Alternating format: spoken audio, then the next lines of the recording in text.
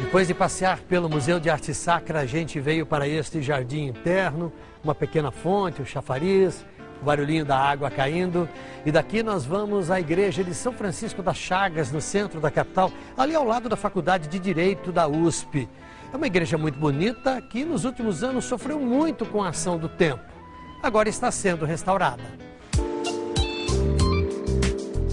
Passa pelo Largo São Francisco, na capital, e vê essa fachada deteriorada, cheia de marcas do tempo, pode não imaginar como a igreja da Ordem Terceira da Penitência de São Francisco das Chagas é importante para a história de São Paulo. Eu venho nessa igreja há 30 anos e cada vez me surpreendo mais. É que aqui dentro há tesouros inestimáveis, como a primeira imagem de São Francisco das Chagas, vista em São Paulo.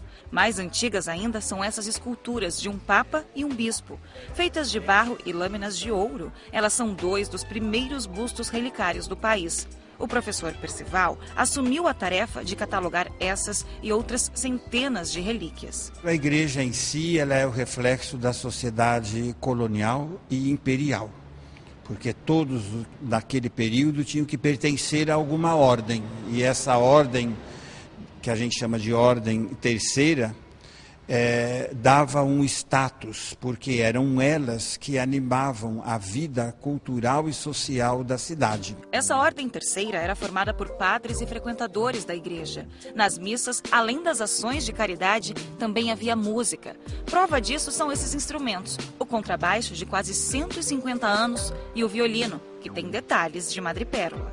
As orquestras animam mais ainda as missas, né? Ao invés de ir para um teatro, você ia para uma missa, ficava 4 horas numa missa.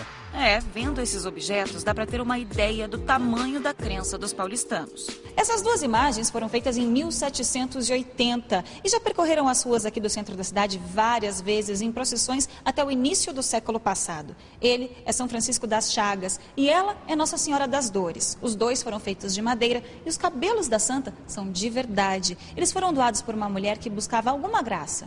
Esse é realmente um exemplo de devoção. Essas imagens, elas são chamadas de imagens de vestir. Elas são leves, porque vão nos andores, não pode ser muito pesada. E como tinha necessidade de muitas imagens, então só se faz a cabeça, as mãos e os pés. E dentro você tem uma armação. E aí você veste. Para tudo isso ser preservado, a igreja passa agora por uma restauração. Projetada pelo Frei Galvão e de pé desde 1736, ela foi interditada há 5 anos por segurança.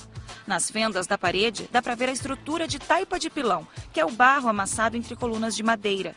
A reforma envolve um trabalho minucioso.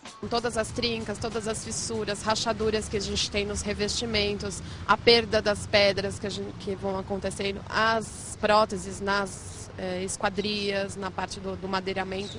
A gente começa recuperando tudo isso. Após a gente consolidar toda essa parte que está degradada, a gente começa com a parte de embelezamento, que vem o revestimento de fato e o acabamento final. Todo esse esforço para recuperar um dos poucos exemplares que restaram da arte barroca aqui na capital. Dentro de São Paulo, ela é um elemento com uma particularidade pelo seu período de construção, pelo todos esses ornamentos internos que ela possui, com a talha, o douramento, enfim.